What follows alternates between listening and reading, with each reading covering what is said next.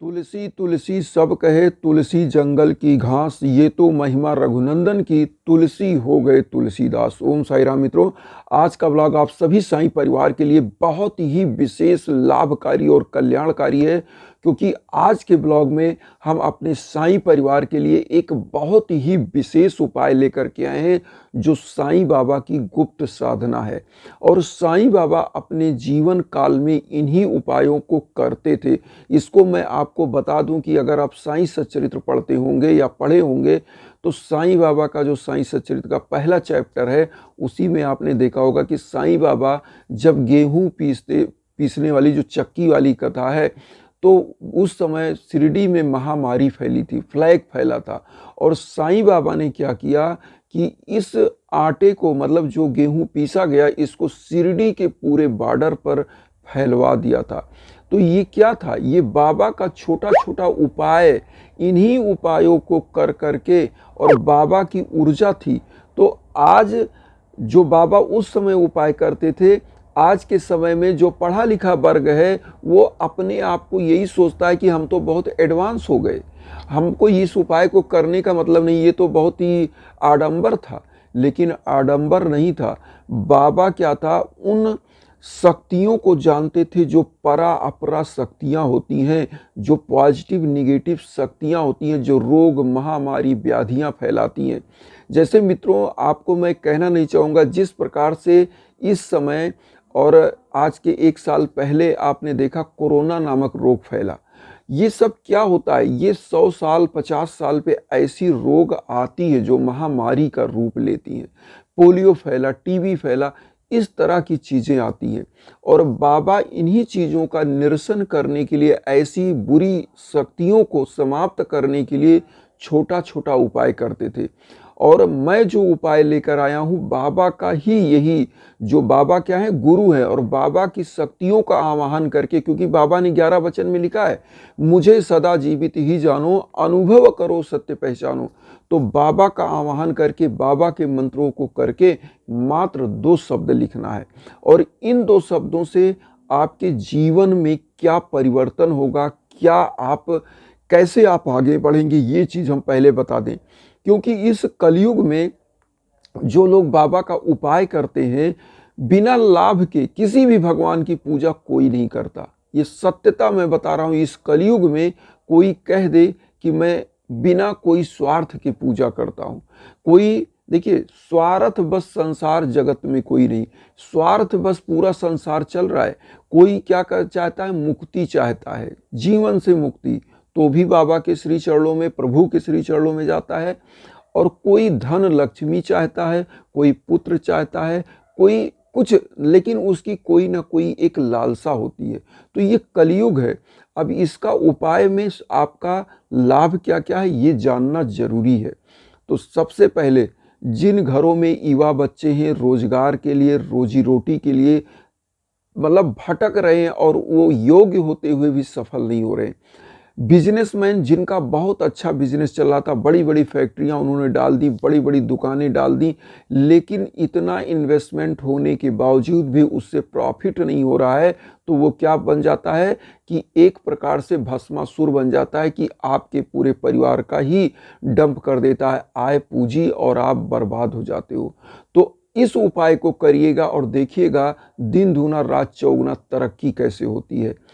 युवा बच्चे जो आपके घर के योग्य लोग हो, रोजगार कैसे पाते हैं, आप देखिए चमत्कार।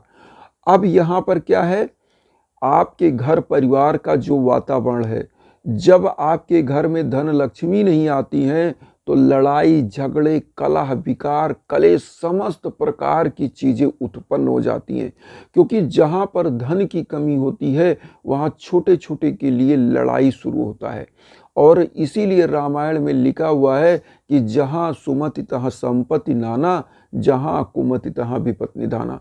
तो कहने का मकसद यहाँ पर यह है कि जब संपत्ति आती है और घर में सुमति होती है, तो वो धन संचित होता है, नहीं तो वो धन क्या, जहाँ सुमति नहीं वो बर्बाद हो जाता है।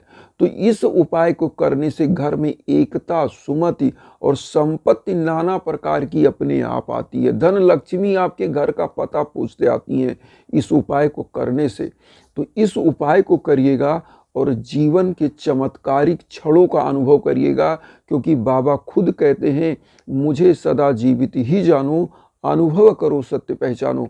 तो अनुभूति का विषय है बाबा, और करना क्या है अब आपको मैं बता दूं। सबसे पहले इस उपाय को, ये गुप्त उपाय है और गुप्त साधना किसी को बताकर नहीं किया जाता, चाहे वो आपका कोई भी हो, पति हो, पुत्र हो, या आप खुद हस्बैंड हो तो आप अपनी वाइफ को, बच्चों को, किसी को मत बताइए। कोई भी इस साधना को करे तो जिस उद्देश्य से करे उस उद्देश्य को भी ना किसी को बताना है और ना तो किसी परिवार को बताना है।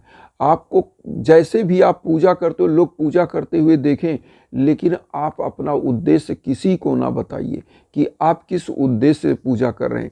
जैसे मान लीजिए कि कोई बेरोजगार बच्चा है जो तैयारी कर रहा है कंपटीशन की, उसको इस उपाय को करना है, या किसी को जॉब मान लीजिए बिजनेस है, उसको इस उपाय को करना है। करना क्या है, ध्यान से सुनिएगा, बहुत ही इजी उपाय है और ये आपके जीवन में चमत्कार लाएगा। 1 रुपए का भी उपाय नहीं है, ये भी हम कह दें। आप घी का दीपक एक जलाना है, एक अगरबत्ती जलाना है, तो यही जो पैसे हैं यही आपके लगेंगे। और एक रेड कलर का पेन ले लीजिएगा, एक सफ़ेद कागज़ और थोड़ी सी हल्दी और चावल, इतना चीज़ लेकर के साईं बाबा के श्री चरणों में बैठ जाइए। और बाबा का आवाहन कैसे करेंगे? सबसे पहले देखिए, आवाहन और विसर्जन देवताओं का करना पड़ता है। तो जब आप नहा धोकर स्वच्छता के साथ बाबा के श्री चरणों में बैठे, तो जो डेली की पूजा है पहले करना है। डेली की पूजा, कोई भी उपाय करिए, डेली की पूजा पहले कर लीजिए। जैसे मान लीजिए बाबा की जो भी आप साईं चालीसा, साईं बावनी, 11 वचन, आरती जो करते हैं वो कर लीजिए। ये हो गया देवताओं को आवाहन करने का तरीका। अब उसके बाद आपको करना क्या है, इस कागज पर रेड पेन से ऊपर आप लिखेंगे एक मंत्र। मंत्र रहेगा ओम सिद्ध संकल्पाय नमः। इस मंत्रों को लिखिए। अगर आपके घर में कोई दिक्कतें हैं और आपके घर परिवार में भीषण बाधा है, तो यहाँ पर मंत्र दूसरा रहेगा। वो मंत्र रहेगा ओम अनंत कल्याण गुणाय नमः या ओम सर्व मंगल कराय नमः। इन मंत्रों का आपको लिखना है। जैसे अगर भीषण बाधा है तो आपको लिखना है कि ओम अनंत कल्याण गुणाय नमः, या ओम, और जिनके लिए धन की आवश्यकता है, ओम धन मंगल प्रदाय नमः। इस मंत्र को आप लिखना है, ओम धन मंगल प्रदाय नमः। इस मंत्र को लिखना है धन के लिए, जो बिजनेस के लिए है, जो रोजी रोजगार के लिए तलाश कर रहे हैं, जिनको धन की आवश्यकता है, ओम धन मंगल प्रदाय नमः। इस मंत्र को एक बार लिखना है रेड पेन से, और नीचे क्या करना है, दूसरा शब्द अपना नाम लिखना है। और ये 2 शब्द आप लिख दीजिए, ऊपर ये मंत्र और अपना नाम।